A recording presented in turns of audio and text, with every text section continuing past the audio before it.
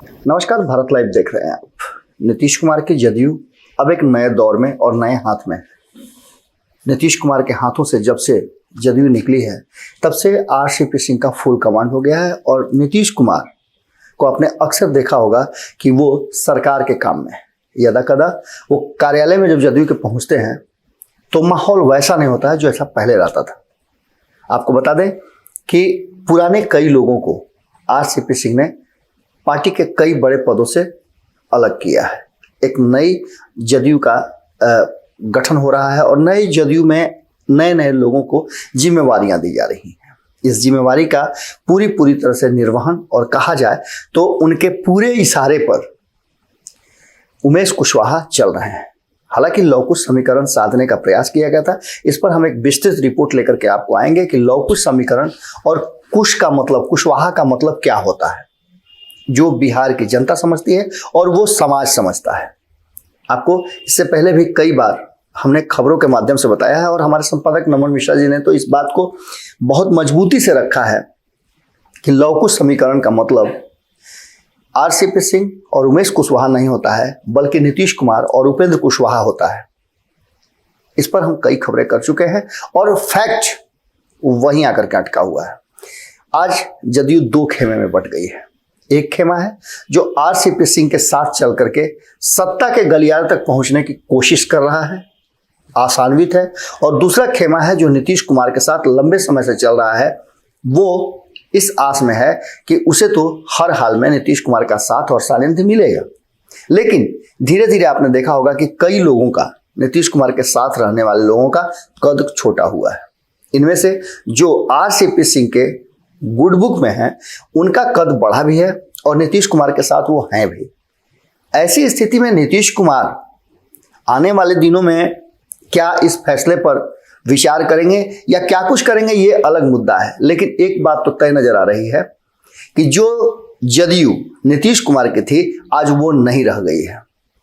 जदयू में नए नए परिवर्तन हो रहे हैं और कहीं ना कहीं जदयू का एक नया रूप, पहले जदयू किसी ट्रेंड को सेट करती थी, उसको अलग अलग दल या सरकारें एडॉप्ट करती थी। अब जदयू अलग अलग राजनीतिक दलों के आइडियाज को, विचार को और नीतियों को आत्मसात कर रही है। ये बदले हुए जदयू का नया रूप है। उमेश कुशवाहा मोतिहारी गए हुए थे, वहां उन्होंने पार्टी और संगठन को बढ़ाने की कई बातें कही। कल भी आपने देखा होगा कि जिस तरह से हमने खुद आपको दिखाया था भारत लाइव के कैमरे से, और भारत लाइव के कैमरे पर हिमांशु ने जब सवाल पूछा तो उस सवाल को आरसीपी सिंह ने गोल कर दिया था। जनसंख्या पर हमारा सवाल था कि जनसंख्या को लेकर के जिस तरह से आपके सहयोगी दल भारतीय जनता पार्टी के लोग बोल रहे हैं, क्या आपका भी स्टैंड वही है?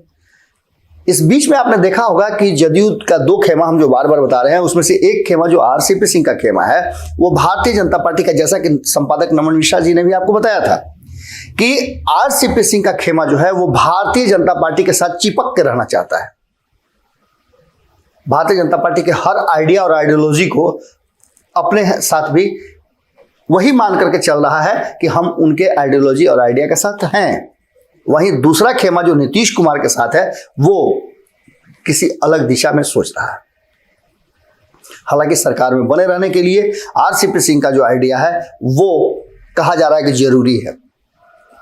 वहीं आपको बता दें कि नीतीश कुमार की टीम जो है अब वो थोड़ी सी सशंकित जरूर है। अब इस टीम में कौन से लोग हैं, उन सारे लोगों का कहीं ना कहीं हमने आपको नाम लगातार बताया है। अब देखने वाली बात यह होगी कि क्या जदयू में जो आज से 2 दशक पहले, 1.5 दशक पहले या फिर आज से 6-7 साल पहले जो हो चुका है, क्या उसकी पुनरावृत्ति होगी?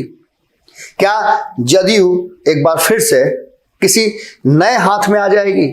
जिस तरह से नीतीश कुमार ने जॉर्ज फर्नांडिस के बाद शरद यादव के हाथ में दे दिया था, शरद यादव के बाद खुद अपने हाथ में ले लिया था, और अब ये जदयू आरसीपी सिंह के पास चली गई है जो शब्दों के चयन और शब्दार्थ अपने हिसाब से गढ़ लेते हैं।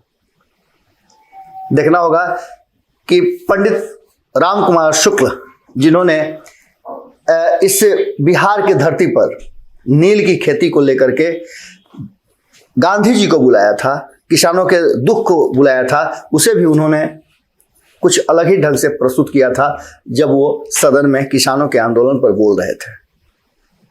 अब देखने वाली बात होगी कि कल जो सवालों को गोल कर दिया और कहा कि भाजपा का सवाल भाजपा से पूछे, तो निश्चित रूप से कई बातें इस बात को की तरफ इशारा करती है कि जदयू बदलने लगी है। और इस बदलाव को कितना नीतीश कुमार एक्सेप्ट करते हैं, ये बात भी बड़ा महत्वपूर्ण होगा।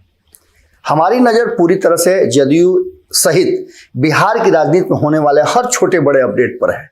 आपकी नज़र भारत लाइव पर बनी रहनी चाहिए, क्योंकि जैसे ही आपकी नज़र इधर उधर हुई, बहुत सारी खबरें आपसे अलग हो जाएंगी। इसके लिए आप हमारे चैनल को सब्सक्राइब कर लें और अपने जो भी करीबी हैं, जिन्हें आप जानते हैं, उन्हें भी बताएं कि भारत लाइव आपका चैनल है, उसे सब्सक्राइब कर लें। नमस्कार।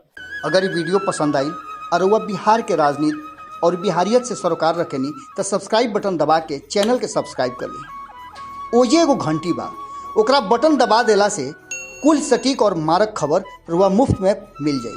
अगर रुआ पत्रकारिता के हमनी के नया प्रयोग में सहयोग कर चाहतानी तो ज्वाइन बटन दबा दी। पेटीएम नंबर नोट कर ली 9386816700। धन्यवाद।